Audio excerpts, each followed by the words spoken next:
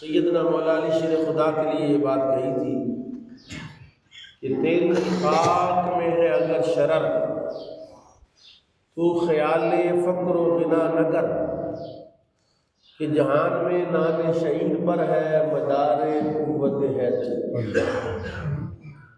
تیرے اندر ایمان ہونا چاہیے، ایمان کا شعلہ موجود ہو، پھر تو اپنی امیری اور فقیری کا فکر نہ کر کہ مولا علی شیر خدا کو بڑے بکرے نہیں کھاتے تھے، جو کی روٹی کھا کر بھی خیبر کے قلعے کا دروازہ انہوں نے توڑ دیا کہ جہان میں نام شہید پر ہے مدار قوت حیدری۔ تو وہ کیا چیز ہے جو شرر جو ہے، وہ ایمان کیا چیز ہے؟ یہ میں نے آیت مبارکہ پڑھی ہے سورہ انفال کی، جس میں پورا واقعہ بدر جو ہے اور اس کا پس منظر لکھا ہوا ہے۔ لَقَدْ إِنَّمَا الْمُؤْمِنُونَ الَّذِينَ إِذَا ذُكِرَ اللَّهُ وَجِلَتْ قُلُوبُهُمْ، بے شک ایمان والے وہ ہیں کہ جب ان پر قرآن کی آیات تلاوت کی جاتی ان کا ایمان بڑھ جاتا ہے۔ سبحان اللہ۔ مسجد میں بیٹھے جھوٹ نہیں بولتے، کبھی آپ نے قرآن شریف سن کے آپ کی ایمان بڑھا؟ ارے بھائی میری بات سنیں نا، سمجھے نہیں آپ بات، آپ برا نہ بھرے، میں ویسے آپ کو بات سمجھانا چاہتا ہوں۔ جب آپ قرآن کا معنی نہیں جانتے، جب آپ قرآن کا مفہوم نہیں جانتے، جب آپ کا قرآن سے کوئی تعلق نہیں ہے، تو کیسے آپ آیت 100 مرتبہ بھی قرآن تم پر پڑھا جائے گا تو کوئی ایمان نہیں بڑھنا۔ پہلے اپنا مزاج تو قرآن والا بناؤ، پہلے قرآن کو سمجھو تو صحیح کو قرآن کیا کیا رہا ہے۔ نبی کریم صلی اللہ تعالی علیہ وسلم آپ پر جب قرآن اترتا تھا تو رسول کریم صلی اللہ تعالی علیہ وسلم اس قرآن کو صحابہ پر تلاوت کرتے تھے، اور کتنے ہی ایسے صحابہ ہیں کافر تھے، مشرک تھے، بے ایمان تھے، قرآن سنا تو کلمہ پڑھ، صرف سماعت قرآن سے، قرآن کی آیات سنی، قرآن کی تلاوت سنی۔ فاروق اعظم رسول اللہ کو قتل کرنے کے لیے نکلے تھے، اپنی بہن کے گھر پہنچ گئے، بہن سے سورہ مریم کی چند آیات سنی ہے تو کلمہ پڑھ لیا۔ مقصد یہ ہے کہ وہ جو بدر میں گئے تھے 313، اس میں بھی 5 افراد تو گئے ہی نہیں تھے۔ ایک تو سیدنا عثمان غنی ہے، وہ رسول اللہ کی صاحبزادی جو بیمار تھی مدینہ پاک میں، ان کی عیادت میں رہے، رسول اللہ نے اس کو بھی بدریوں میں شمار کیا۔ 4 افراد دیگر تھے جو جاسوسی پر گئے ہوئے تھے، پیچھے سے جنگ ہو گئی، اللہ کی نصرت آ گئی، 70 بندے کافر مار دیے، 70 کو قید کر لیا، باقی سامان چھوڑ کے بھاگے۔ پہلی مرتبہ اس امت کے لیے ایک مسئلہ پیش آیا کہ مکے کے کافر جو مال غنیمت چھوڑ گئے ہیں، اس کا استعمال جائز ہے کہ نہیں جائز؟ پہلی جتنی امتیں گزری تھیں وہ سارا سامان ایک جگہ ڈھیر لگاتے اور اس کو آگ لگا دیتے تھے۔ اب سوال یہ پیدا ہوا کہ کافر جو گھوڑے چھوڑ کر گئے، جو اونٹ چھوڑ کر گئے، جو تلواریں، تیر، نیزے چھوڑ کر گئے، جو کھانے پینے کا سامان چھوڑ کر گئے، ان کو آگ لگائی جائے، کیا کیا جائے؟ قرآن کہتا ہے یسألونک عن الانفال، یہ انفال سے مراد وہ مال غنیمت ہے۔ آپ سے سوال کرتے ہیں کہ انفال کے بارے میں، قل الانفال للہ والرسول، آپ فرما دیجیے انفال اللہ کا ہے اور اس کے رسول کا ہے، جو اللہ چاہے گا، جس طرح اس کو رسول چاہے گا، اس کو تقسیم کر لے گا۔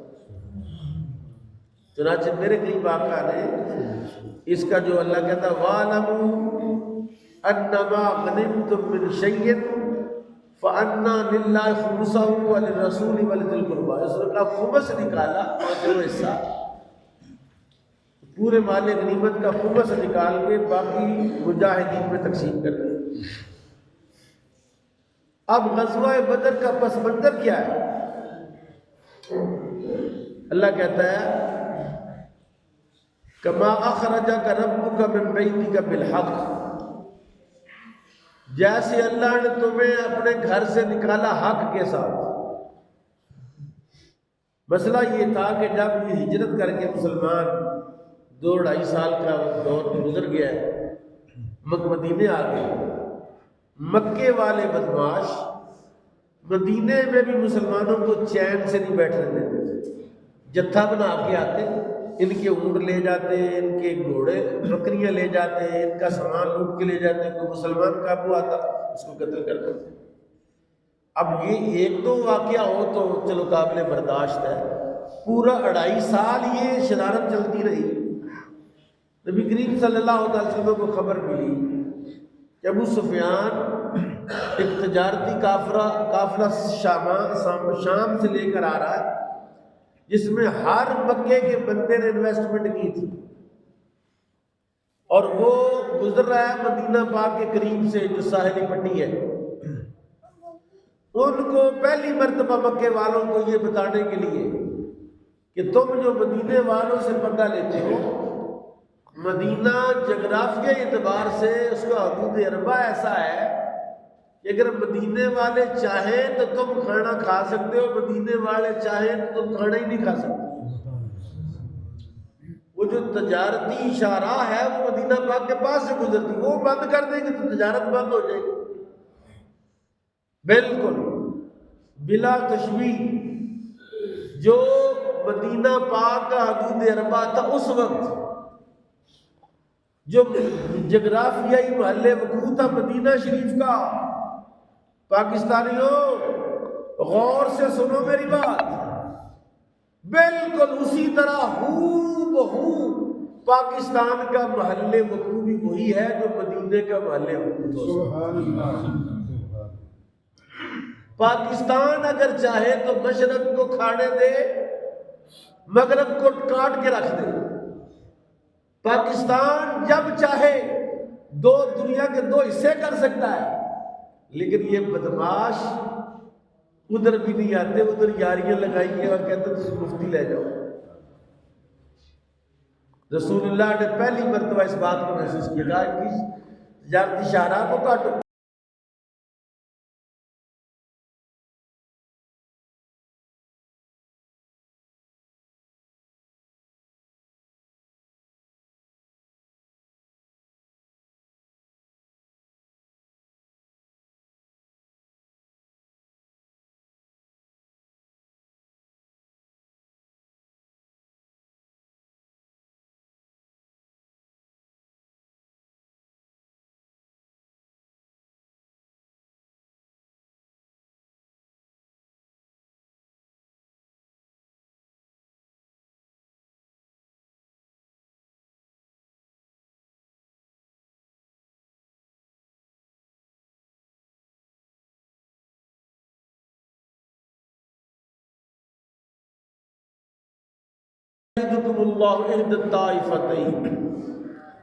ابو سفیان کو پتا چلا کہ مسلمان مجھے روکنے کے لیے آ رہے ہیں، اس نے ایک قافلے میں سے ایک زمزم غفاری نام کا ایک کافر، اس کو اونٹ پر بھیجا کہ فوراً مکے پہنچو اور ہاہاکار مچا دو کہ لوٹے گئے، مارے گئے، مسلمانوں نے قافلہ لوٹ لیا۔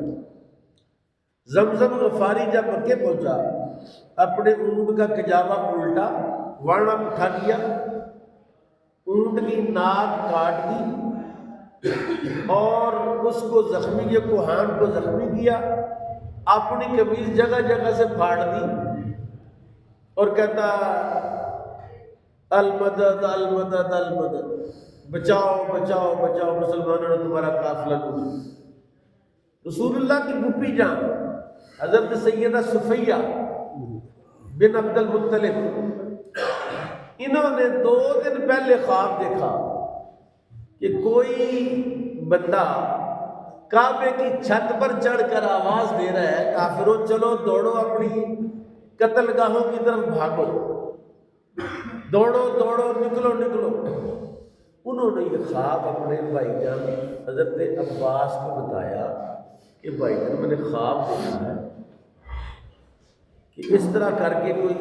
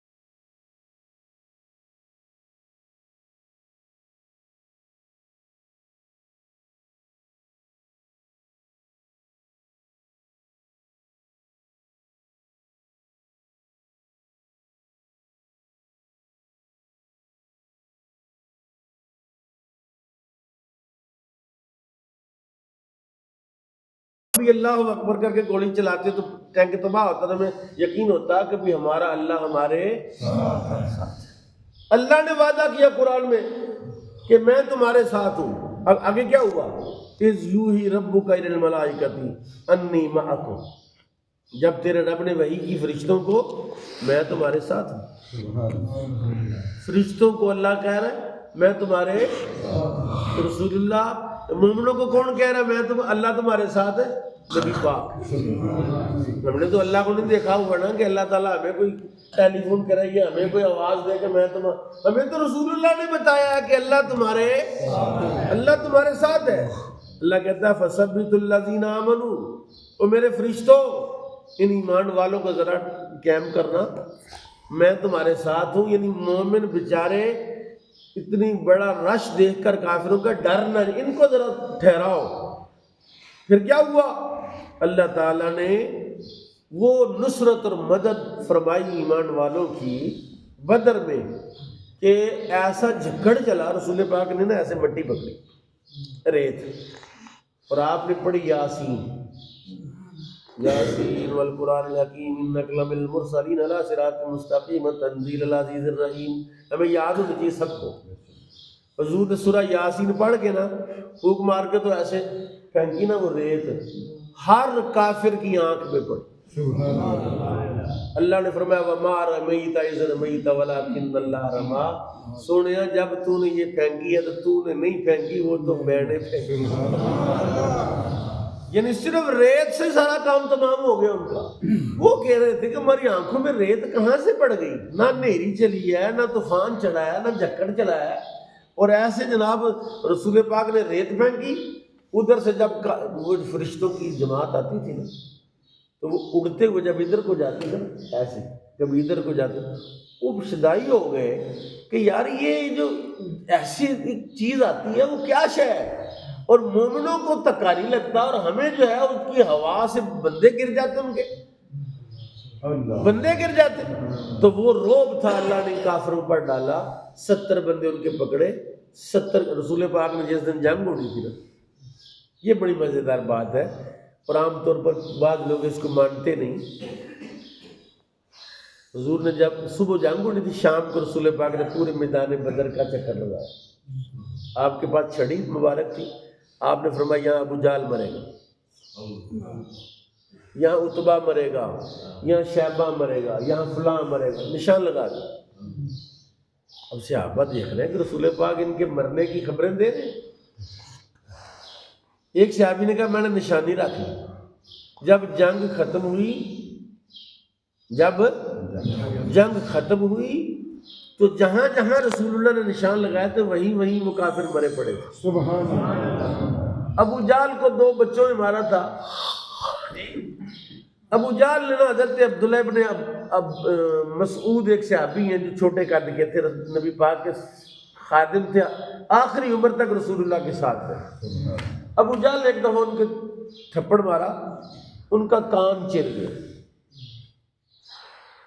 معوذ اور معاذ نے جب اس ابو جہل کو پوچھا کدھر ہے، سنا ہے گالی دیتا ہے محبوب باری کو، تو کہا وہ سامنے ابو جہل۔ انہوں نے گئے، ابو جہل دیکھ رہا تھا کہ چھوٹے چھوٹے بچے کیا کر لیں گے، انہوں نے جاتے ہی اس کی گھوڑے کی ٹانگیں کاٹ، اس کی عقل ٹکانے نہ رہی، وہ چھوٹے بچوں کو کیا تلوار مارتا اڑا دیتا۔ جب ٹانگیں کاٹی نا وہ دھڑم سے نیچے گرا، وہ اوپر چڑھ گئے، تلواریں مارنا شروع ہو گئی۔ اب رسول پاک نے حضرت عبداللہ بن مسعود کو کہا کہ وہ تم ابو جہل کا سر لے کے آؤ۔ عبداللہ بن مسعود جو ہے وہ گئے اور وہ ڈھونڈ رہے ہیں ابو جہل کدھر ہے۔ ایک جگہ پر ابو جہل کرا رہا، آپ اس کی گردن پر چڑھ گئے، اس کو سیدھا کیا اور تلوار اس کے یہاں رکھی۔ اس نے پوچھا تو کون ہے؟ اس نے کہا میں وہی ہوں جس کو تو نے تھپڑ مارا تھا اور کان چیر دیا تھا۔ اس نے کہا اچھا، ایک بکریاں چرانے والے کا بیٹا مجھے مارے گا؟ چنانچہ اس نے کہا کہ کاٹنی ہے گردن اوپر سے نہیں نیچے سے کاٹنا تاکہ میری گردن جو ہے وہ گردنوں میں بڑی نظر آئے کہ سردار کی گردن۔ حضرت عبداللہ بن مسعود نے اس کی گردن یہاں سے کاٹ دی۔ اب وہ اتنا پارا تھا، وہ موٹا تازہ تھا، اس کے سار اتنا وزنی تھا کہ عبداللہ بن مسعود اس کو کھینچ کے لا رہے تھے تو کھینچا نہیں گیا۔ انہوں نے نا اس کے کان میں ایسے سوراخ کیا اور اس میں ڈالی رسی اور اس کو کھینچتے کھینچتے رسول پاک کی خدمت میں جب لائے نا اس کا سر تو کان یہاں تک پہنچتے پہنچتے چر گیا. میرے آقا نے فرمایا عبداللہ بن مسعود تیرا بدلہ ہو گیا، انہیں تیرا سر کان چیرے سے تو بھی زیادہ کان چیری. یعنی ایسی ایسی مدد اللہ کی طرف سے آئی ایمان والوں کو، ایسی ایسی مدد کہ ہر قسم کا بدلہ جو ہے. حضرت بلال کو جو بندہ مارتا تھا جی، اس کو ایک مسلمان بچانے کے چکر میں تھا، جب سردار تھے نا، عصبیت تھی. حضرت بلال بن ابی رباح نے دیکھا کہ یہ جو بدماش ہے عقبہ بن ابی معیط جو مجھے مارتا تھا اور مجھے کہتا تھا تم کلمہ چھوڑ دو، انہوں نے دیکھا کہ وہ چھپ رہا ہے کسی چٹان کی سائڈ میں یا کسی گھوڑے کے پیچھے. انہوں نے کہا دشمن خدا یہاں چھپا، جا کے زور سے تلوار ماری، اس کو مار دی. اللہ نے بدر کے میدان میں جو کمزور مسلمانوں کا بدلہ تھا وہ بھی پورا کیا، فتح بھی عطا فرمائی، اور ایسی فتح عطا فرمائی کہ رہتی دنیا تک کافر سارے کے سارے پریشان رہیں گے کہ 313 بندے 950 بندے کو کیسے مار سکتے ہیں. لیکن وہ کیا تھا؟ اللہ نے کہا لیکل حق و یبطل الباطل، اللہ حق کو حق کر دے، باطل کو ولو کرہ المجرمون، اگرچہ مجرم اس کو پسند. آج بھی یہی دور ہے، قیامت تک یہی دور رہے گا. اللہ ایمان والوں کے ساتھ رہے گا. اسلحہ اور طاقت اور جو بھی کسی کے پاس ہے اس کا مسئلہ نہیں ہے. یہ ابھی کل کی بات ہے. یمنی حوثی جو باغی، جن کو باغی کہہ رہے ہیں مجاہدین نے، امریکہ صاحب پریشان ہو گئے ہیں اور اقوام متحدہ کہہ رہا ہے کہ یہ دونوں گروہ آپس میں لڑائی نہ کریں، آرام سے بیٹھ کے مذاکرات کر لیں. حوثی باغیوں کا یہ کل کی بات ہے، یعنی میں آپ کو سال پہلے کی بات نہیں کہہ رہا، میں آپ کو 6 مہینے پہلے کی بات نہیں کر رہا. وہ امریکہ جس کے پاس ہر قسم کی طاقت موجود ہے وہ میزائل مار رہا ہے. حوثی باغیوں نے ایک ہی بحری بیڑا اڑایا اس کا، تو وہ آ گیا نہیں جی بیٹھ کے بات کرتے ہیں، بیٹھ کے بات کرتے ہیں. مسلمانوں کی مدد کا وعدہ قیامت کی صبح تک اللہ نے کر رکھا. لیکن یہ مسلمان ہی ہیں کہ جو بیٹھ گئے ہیں، کہتے ہیں ہم نے لڑائی نہیں کرنی ہے. الجہاد معاذ الی یوم القیامہ، حضور نے فرمایا جہاد قیامت تک جاری و ساری رہے گا. اور ہم نے جہاد چھوڑ دیا، ہم نے تسبیحاں پکڑ لی، اس لیے کافر ہمارے سر پر چڑھ گئے ہیں. یہ انڈیا کیا چیز ہے، رشیا کیا چیز ہے، امریکہ کیا چیز ہے. کل کی بات ہے کہ یہ جو افغانستان کے مجاہدین ہیں، انہوں نے 10 سال کے بعد امریکہ کو اتنا ذلیل کر کے افغانستان سے نکالا ہے کہ آپ سوچ نہیں سکتے. رشیا یہاں مرا، امریکہ یہاں مرا، اور آج ہم ہیں کہ آپس میں لڑ بیٹھے. اللہ تعالیٰ ہمیں ہوش کے ناخن لینے کی توفیق عطا فرمائے. اور یہ جو آپس میں ایک دوسرے کو ذبح کرنے کی نئی ایک چال ہے اور نئی ایک لہر ہے کہ جعفر ایکسپریس میں ہمارے مسلمان بھائیوں کو مارا گیا، قتل کیا گیا، اور ہمارے فوجیوں پر حملے ہو رہے ہیں. اللہ ان دہشت گردوں کو نیست و نابود فرمائے، اور جو کافروں کے اعلی کار ہیں اللہ تعالیٰ ان کو ہدایت دے. ہدایت کیا نہیں دے، ان کا بیڑا غرق کرے. پاکستان کے پاس، فوج کے پاس، مسلمان کے پاس سب سے بڑی طاقت ایمان ہے، اور مومن کبھی کمزور. اللہ کہتا وَلَا تَهِنُوا وَلَا تَحْزَنُوا وَأَنْتُمُ الْأَعْلَوْنَ إِن كُنتُم مُؤْمِنِينَ.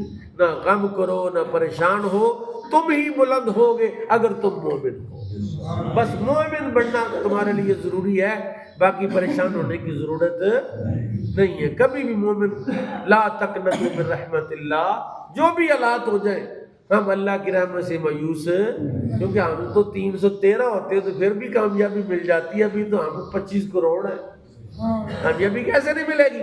اللہ تعالیٰ ہمارے حکمرانوں کو ہوش کے ناخن لینے کی توفیق عطا فرمائے. وما علیہ الا البلاغ.